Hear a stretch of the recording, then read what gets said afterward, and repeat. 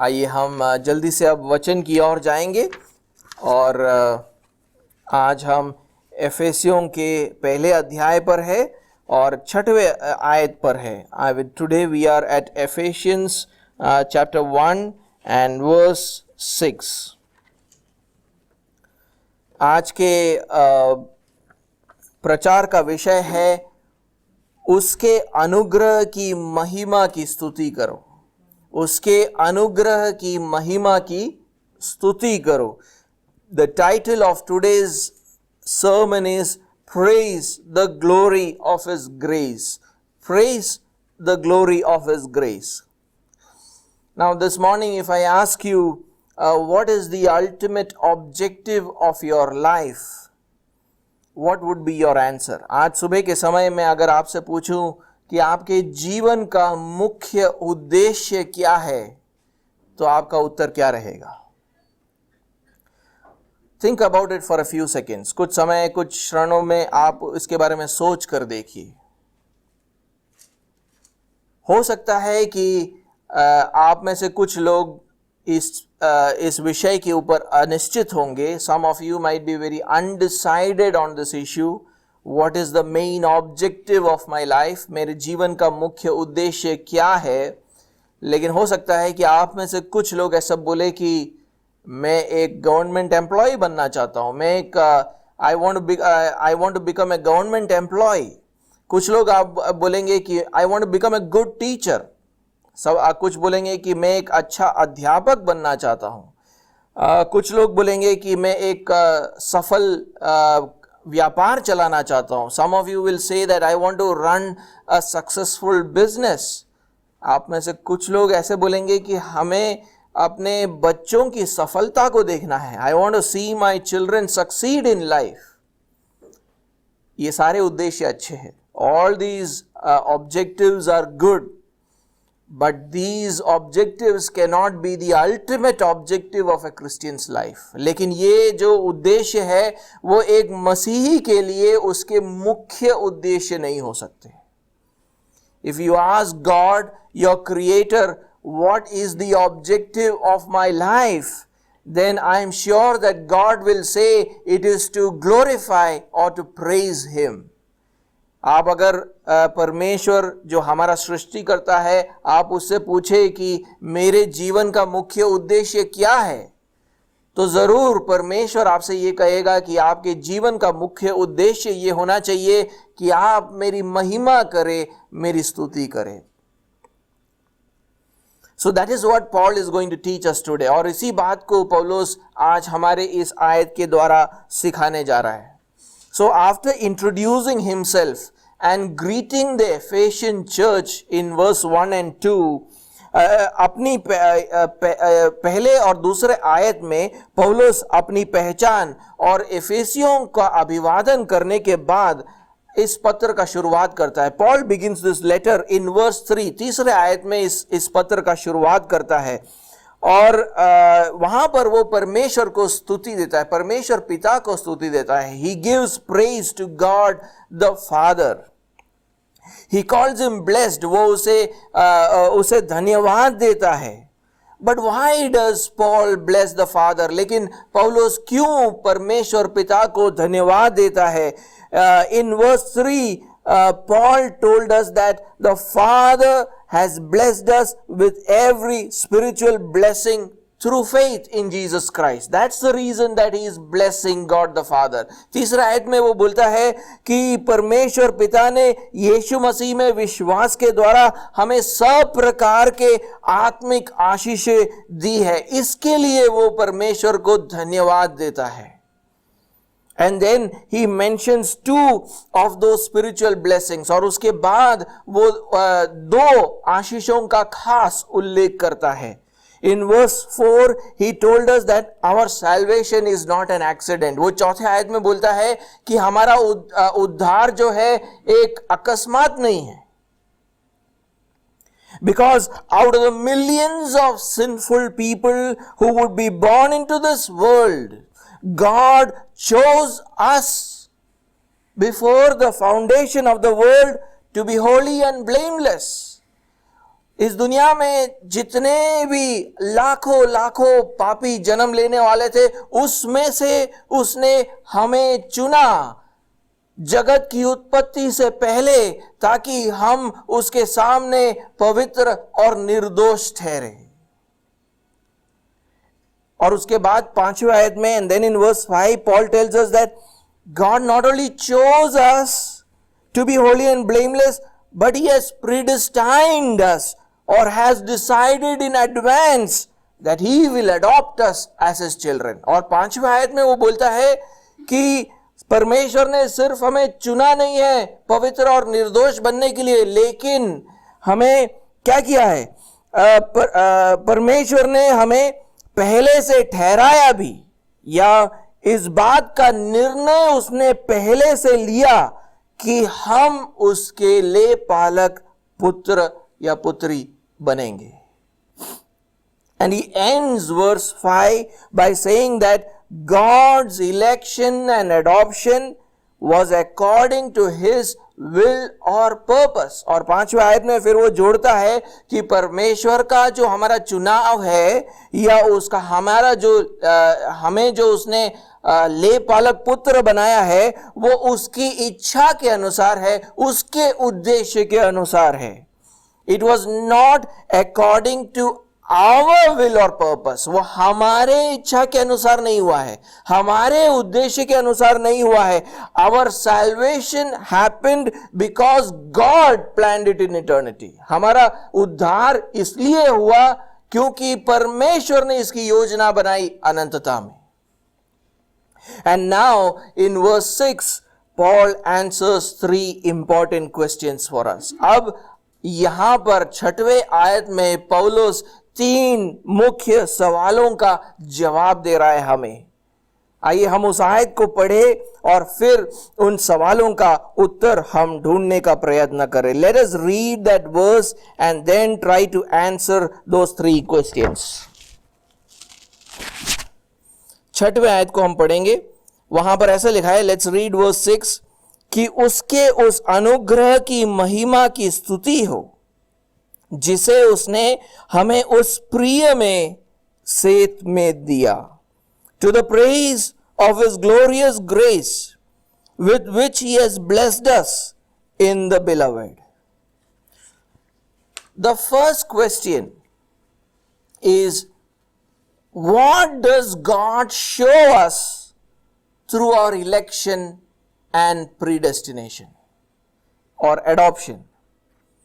परमेश्वर हमारे चुनाव और हमारा जो ले पालकपन है, उसके द्वारा परमेश्वर हमें क्या दिखा रहा है? What is he showing us? वो किस चीज को प्रदर्शित कर रहा है? And the answer to that question is that he is displaying his grace. और उसका उत्तर यह है कि वो हमें उसका अनुग्रह दिखा रहा है. Now what is grace? अनुग्रह क्या होता है? Grace means to show favor towards someone. अनुग्रह का मतलब है कि हम किसी के ऊपर उपकार करते हैं. God showed favor toward us sinners. परमेश्वर ने हमारी ओर उपकार किया. हम पापियों की तरफ उसने उपकार किया. कैसे? How? By choosing us to be holy and blameless before the foundation of the world. उसने हमें जगत की उत्पत्ति से पहले, ये जानकर भी कि हम पापी है, उसने हमें चुना पवित्र और निर्दोष बनाने के लिए. God showed favor towards who were children of the devil. How? परमेश्वर ने हमें, हम शैतान के बच्चे थे, लेकिन हमें चुना कि हम उसके बच्चे हो जाए. कैसे? By predestining us to be adopted as his children. उसने पहले से ठहराया कि हम उसके ले पालक पुत्र और पुत्री ठहरेंगे. तो ये पहला सवाल था, what is God showing through election and adoption? परमेश्वर किस चीज का प्रदर्शन कर रहा है अपने चुनाव और अपने हमारे ले पालकपन के द्वारा? और उत्तर यह है कि वो अपने अनुग्रह को दिखा रहा है. God is showing us his grace. The second question, दूसरा जो सवाल यह है कि why did God show us his grace? तो परमेश्वर ने यह अपना अनुग्रह क्यों हमें दिखाया? पहला सवाल था क्या दिखाया, अब सवाल है क्यों उसको दिखाया. Why? The first question was what did he show, and now the question is why did God show it? The answer is that because he wanted our lives to be for the praise of the glory of his grace. क्योंकि वो चाहता था कि हमारा जीवन उसके अनुग्रह की महिमा की स्तुति करे. His grace shows us his glory or majesty. The grace of God shows us his glory, his majesty. उसका अनुग्रह हमें उसकी महिमा या उसके प्रताप को दिखाता है. पुराने नियम के अंदर अक्सर परमेश्वर की महिमा को एक तेजोमय प्रकाश के रूप में दिखाया जाता था. In the old testament the glory of God was shown as a brilliant light. एक आयत को हम पढ़ेंगे, एजेकियल का 10वां अध्याय और 4था आयत. Let's read Ezekiel chapter 10 and verse 4. Ezekiel का 10वां अध्याय और उसका 4था आयत. वहां ऐसा लिखा है, तब यहोवा का तेज करूबों के ऊपर से उठकर भवन की देवड़ी पर आ गया और बादल भवन में भर गया और वह आंगन यहोवा के तेज के प्रकाश से भर गया. परमेश्वर की महिमा की बात हो रही है यहां पर, उसके तेजोमय प्रकाश की बात हो रही है. It says, and the glory of the Lord went up from the cherub to the threshold of the house, and the house was filled with the cloud, and the court was filled with the brightness of the glory of the Lord. But the essence of the glory of God is the character of God. लेकिन परमेश्वर की महिमा का तत्व उसके चरित्र में. Can you imagine an evil, hateful, immoral, unrighteous, lying God appearing in a brilliant light? It's not possible. क्या आप सोच सकते हैं कि एक दुष्ट, बहरी, अनैतिक, अधर्मी, झूठा परमेश्वर तेजोमय प्रकाश में आपके सामने आए? ये कभी नहीं हो सकता.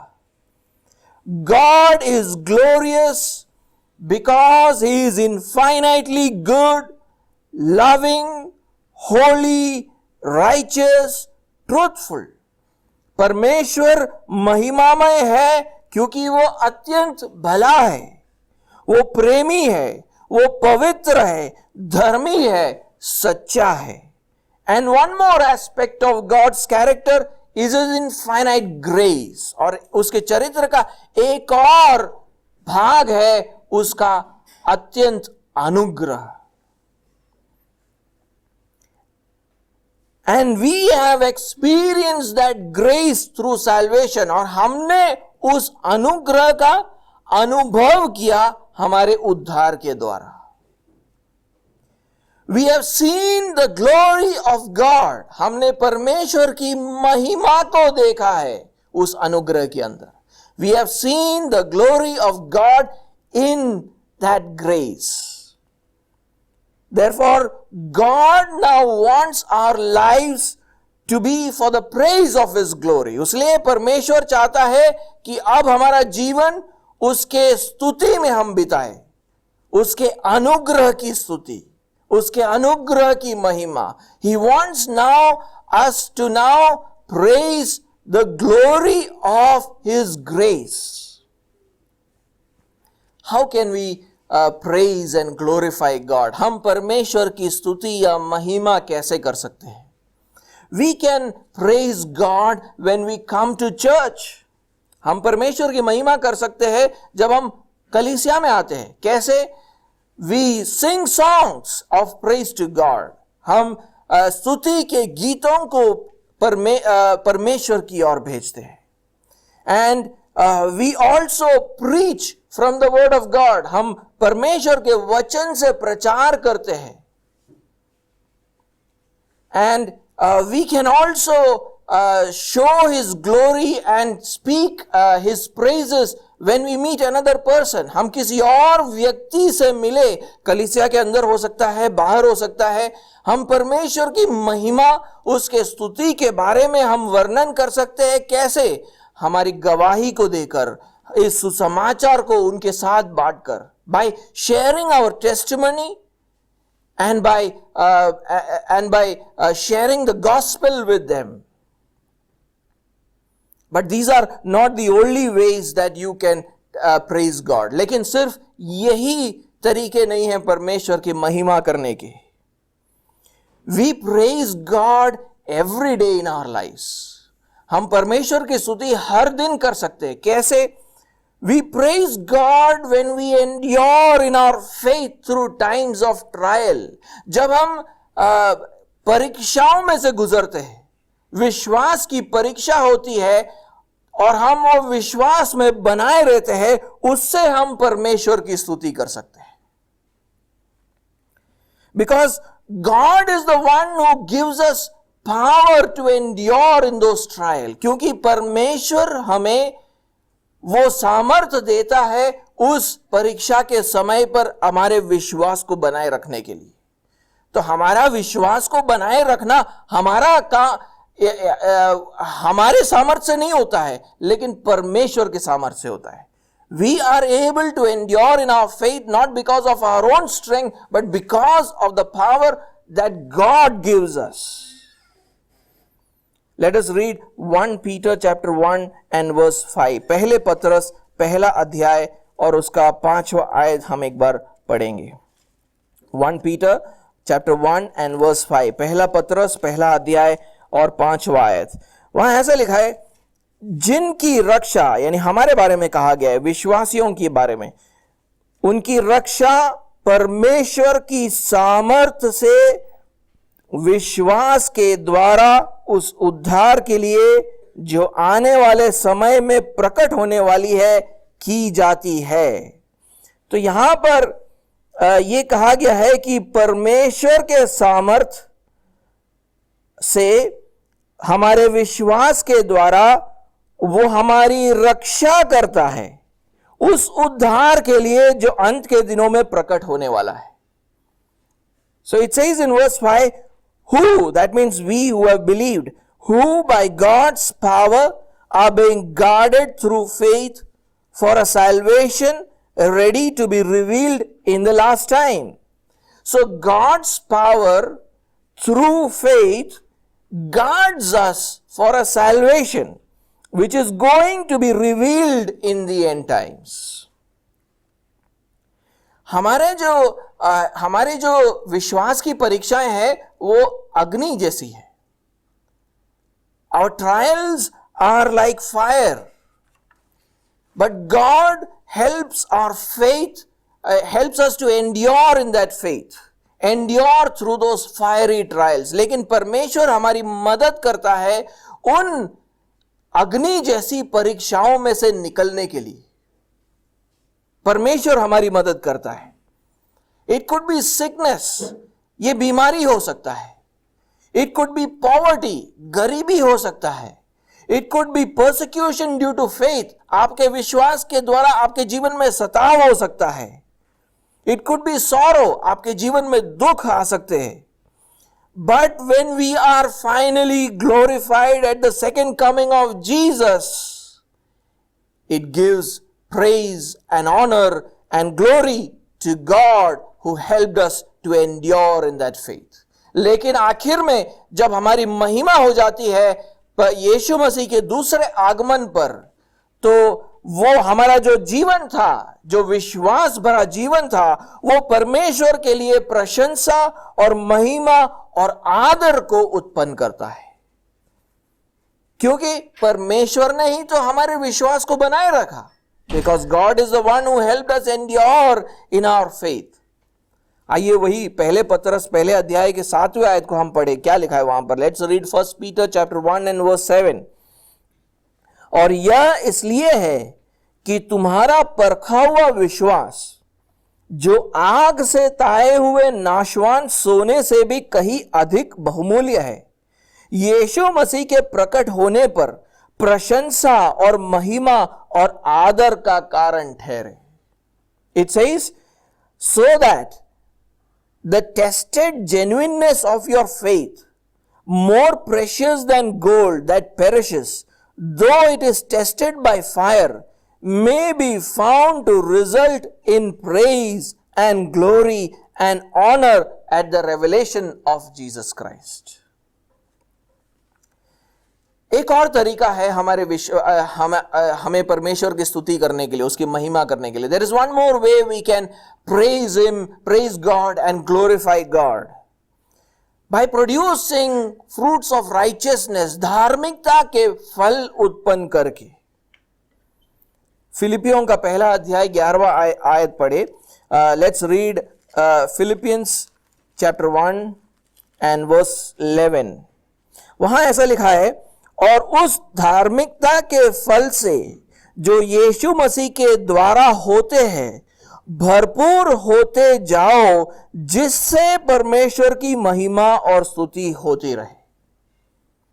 It says, filled with the fruit of righteousness that comes through Jesus Christ to the glory and praise of God.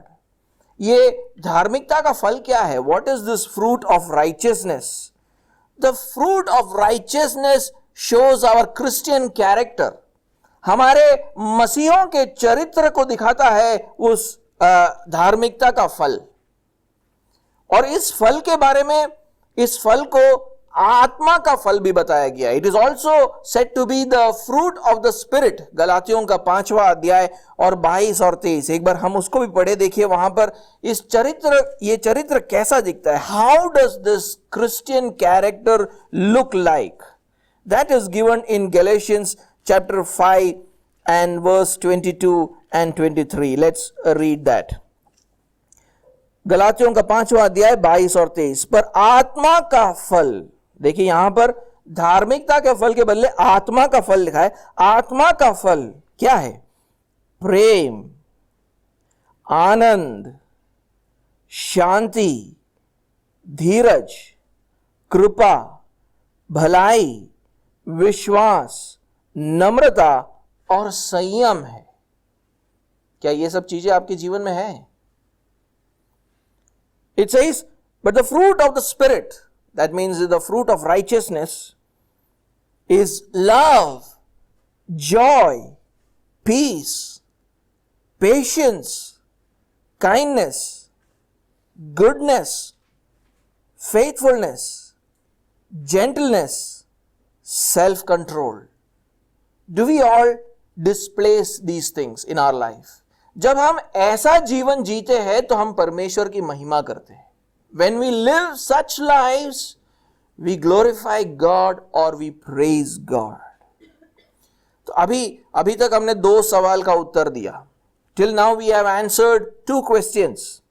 पहला सवाल था कि परमेश्वर ने हमारे चुनाव और हमारे ले पालकपन के द्वारा किस बात को दर्शाया. Till now we have answered the first question, what does God show us through His election and adoption? और उत्तर था परमेश्वर क्या दिखा रहा है? अपने अनुग्रह को दिखा रहा है. The answer was that God was showing His grace. दूसरा सवाल था कि परमेश्वर क्यों हमें इस अनुग्रह को दिखा रहा है? Why did God show us His grace? That was the second question. And the answer was for the praise of the glory of His grace.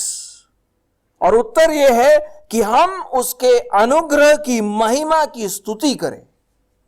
यह उसका उत्तर है. Now the third and final question. अब तीसरा और आखिरी सवाल.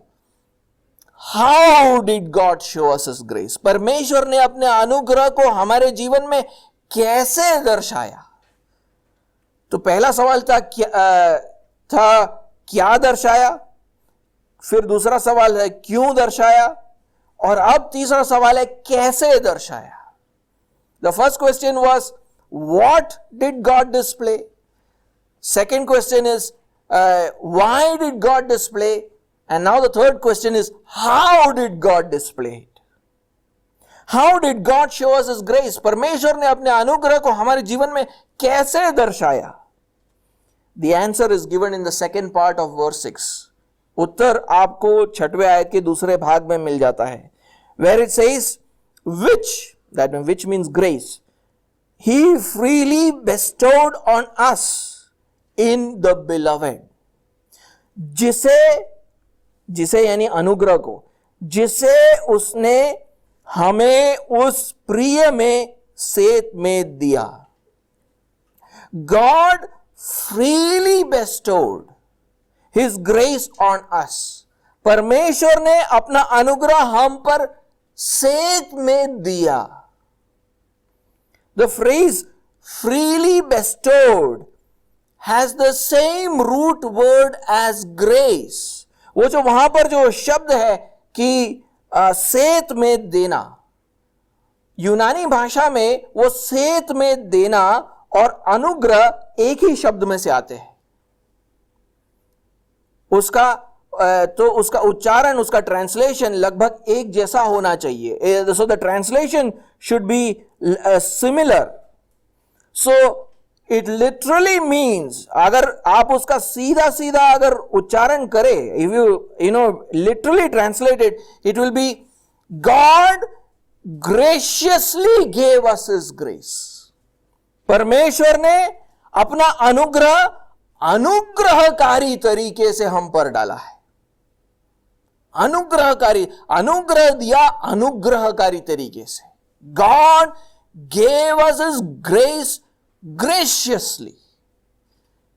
यानी उसके उस अनुग्रह के ऊपर जोर डाला जा रहा है. The emphasis is on grace. What does it mean to give grace graciously? इसका मतलब क्या है? अनुग्रहकारी तरीके से अनुग्रह देना. इसका क्या मतलब है?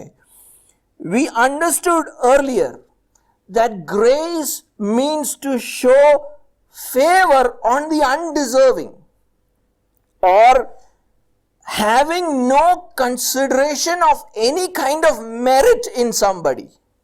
हमने पहले देखा कि अनुग्रह का मतलब क्या है. अनुग्रह का मतलब है किसी अयोग्य व्यक्ति पर उपकार करना.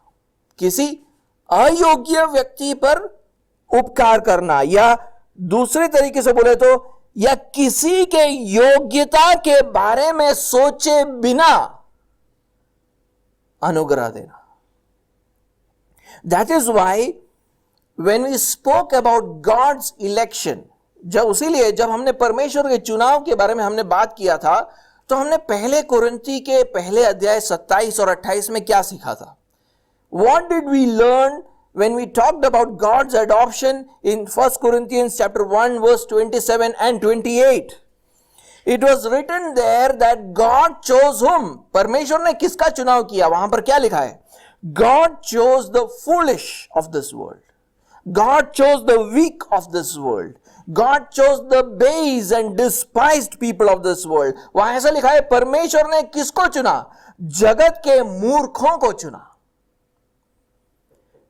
उसने निर्बलों को चुना. उसने नीचों और तुच्छों को चुना. None of us deserve to be elected by God. हम में से किसी की ये योग्यता नहीं थी कि परमेश्वर हमें चुने. There was no merit in us to be elected by God. परमेश्वर के चुनाव के लिए हम में कोई खूबी नहीं थी, फिर भी परमेश्वर ने चुना. And when we spoke about God adopting us, और फिर हमने जब परमेश्वर के ले पालकपन के बारे में हमने जब सीखा कि वो हमें ले पालक पुत्र और पुत्री बनाता है, we read that devil was our father. हमने ये समझा कि शैतान हमारा पिता हुआ करता था पहले. We understood that we were sons of disobedience. हमने ये सीखा कि हम आज्ञा उल्लंघन के बच्चे. We learned that we were children of wrath. हमने ये सुना कि हम क्रोध के संतान हैं. None of us deserved to be called sons and daughters of God. हम में से किसी की योग्यता नहीं है कि हम परमेश्वर के पुत्र या पुत्री कहलाए जाए.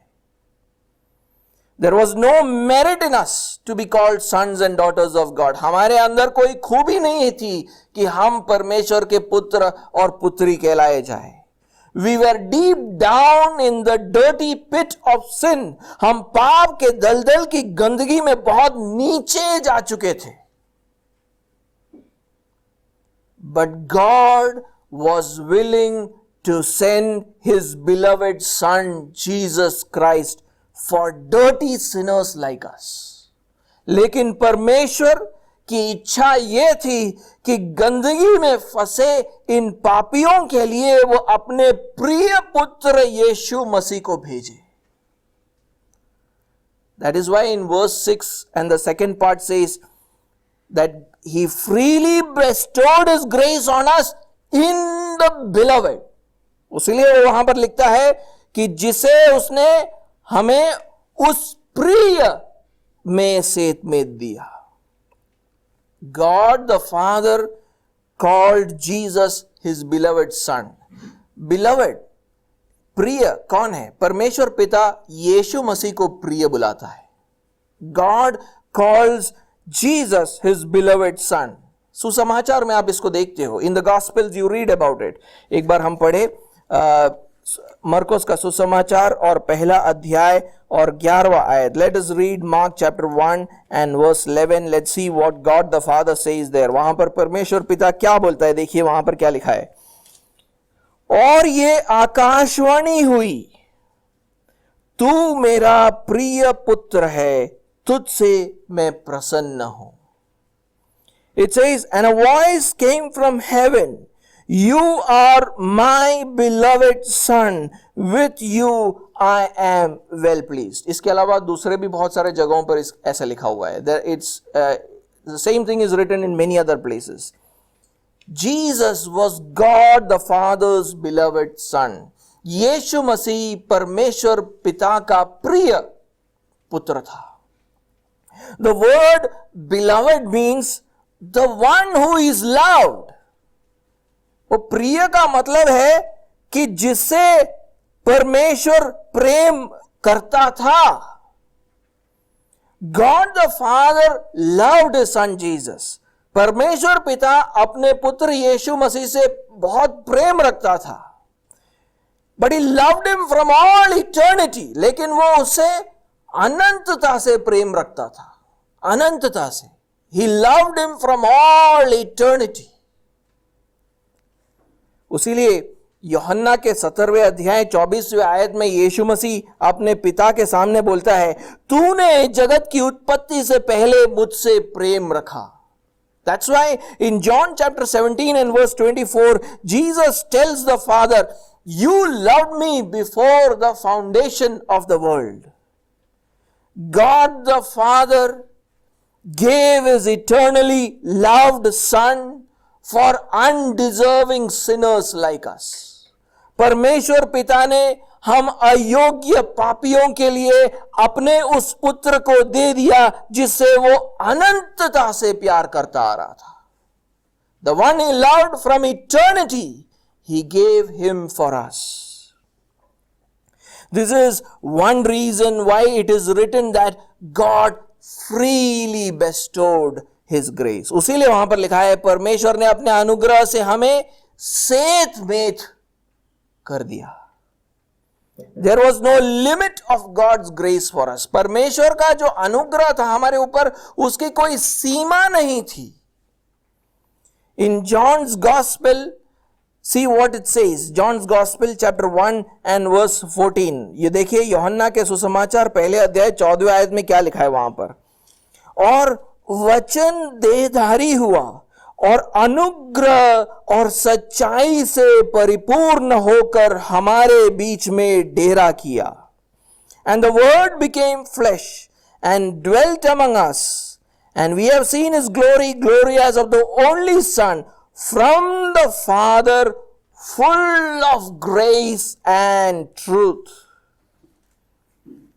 Jesus dwelt among us full of grace. यीशु मसीह ने हमारे बीच में डेरा किया अनुग्रह से परिपूर्ण होकर. He was full of God's grace. परमेश्वर का अनुग्रह उसमें भरा हुआ था. The grace of God was seen in Jesus. The fullness of the grace of God was seen in Jesus Christ. And through his death on the cross, God's grace flowed into our lives to make us holy and blameless. और परमेश्वर का वो जो अनुग्रह यीशु मसीह में था, वो जब क्रूस पर मरा, वो अनुग्रह हमारे जीवन में बहकर आया. Through his death on the cross, God's grace flowed into our lives to make us sons and daughters. उस क्रूस पर मरने के द्वारा परमेश्वर का अनुग्रह हमारे जीवन पर आया ताकि हम उसके पुत्र और पुत्री बन जाए. So the grace which originated in eternity, तो वो अनुग्रह जिसकी शुरुआत अनंतता में हुई. कैसे? परमेश्वर ने हमको चुना और हमें ठहराया पहले से. The grace that started in eternity, how God elected us there, God chose us there, God predestined us there. It came into our lives through Jesus Christ. वो हमारे जीवन में यीशु मसीह के द्वारा आया. There is no other medium. तो यानी हमारे पास और कोई माध्यम नहीं है परमेश्वर का अनुग्रह पाने का. Only through Jesus, only through the cross of Jesus. सिर्फ यीशु मसीह के द्वारा, सिर्फ उसके क्रूस के द्वारा. So the grace of God is not just a power or resource that God gave us. It is a person. It is Jesus Christ. परमेश्वर का अनुग्रह कोई सिर्फ एक सामर्थ्य नहीं, सिर्फ एक साधन नहीं, वो एक व्यक्ति है. परमेश्वर का अनुग्रह एक व्यक्ति है और वो व्यक्ति यीशु मसीह है.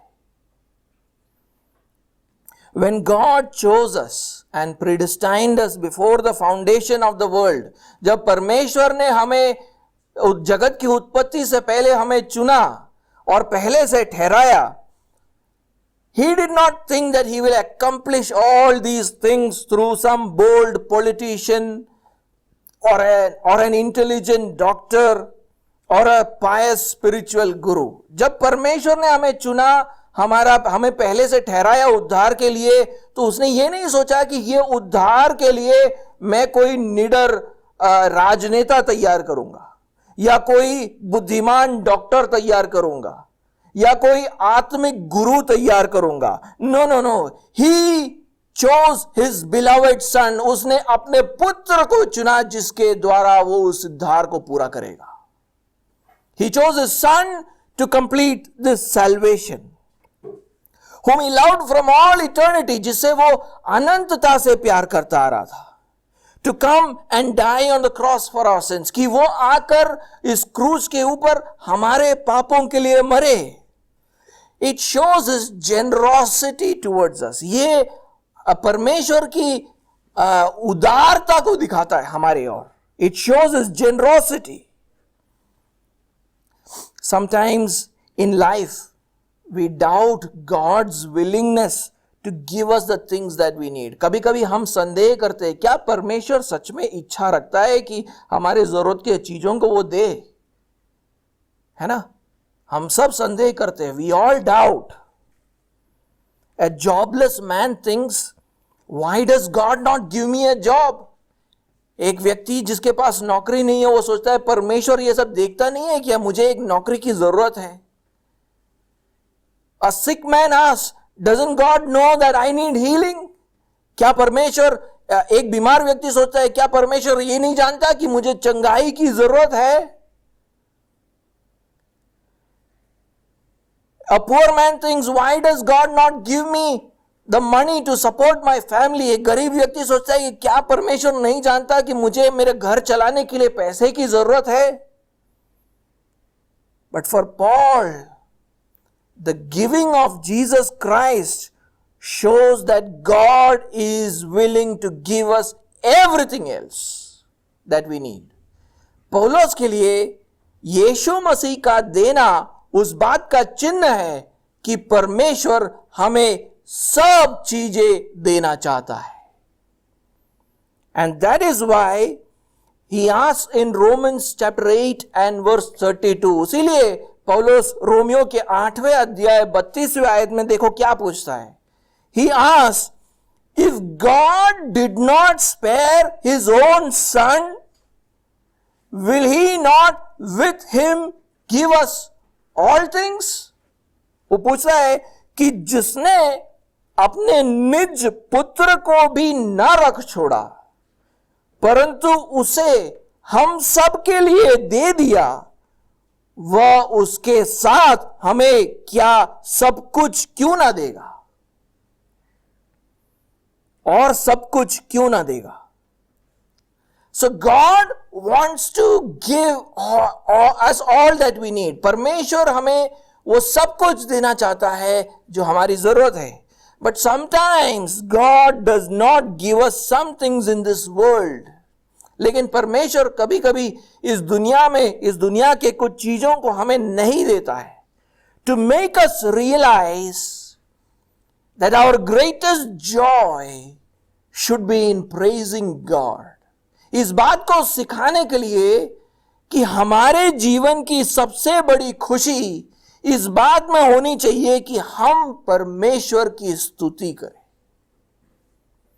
That is why he sent his son Jesus. इस बात को सिखाने के लिए उसने अपने पुत्र यीशु मसीह को इस दुनिया में भेजा. Through Jesus Christ, he showed us his glory. उसने यीशु मसीह के द्वारा हमें उसके तेजोमय महिमा को दिखाया है. And now he wants us to praise him forever. ताकि हम हमेशा के लिए उसकी स्तुति करें. आप सोच के देखो, आपको इस दुनिया का सबसे मूल्यवान चीज मिल जाता है, फिर क्या आप इस दुनिया के छोटी चीजों के पीछे भागोगे क्या? नहीं भाग सकते. If you get the most valuable thing in this world, will you still keep running after the small things of this world? वैसे ही परमेश्वर बोल रहा है, मैंने इस दुनिया के सबसे मूल्यवान चीज को तुम्हें दिखाया है, मेरी महिमा. The most beautiful, the most fantastic, majestic thing he has shown us, his glory. अब हमारे जीवन का उद्देश्य क्या होना चाहिए? उसकी महिमा करना. And that's why our goal of our life should be to praise him. उसीलिए हमारे कलीसिया का जो मिशन स्टेटमेंट है, the mission statement of our church includes Christ-centered preaching and teaching. उसीलिए हमारे कलीसिया के मिशन स्टेटमेंट में ऐसे लिखा है, मसीह पर केंद्रित प्रचार और शिक्षा की बात. हम वो करना चाहते हैं. That is what we want to do as a church.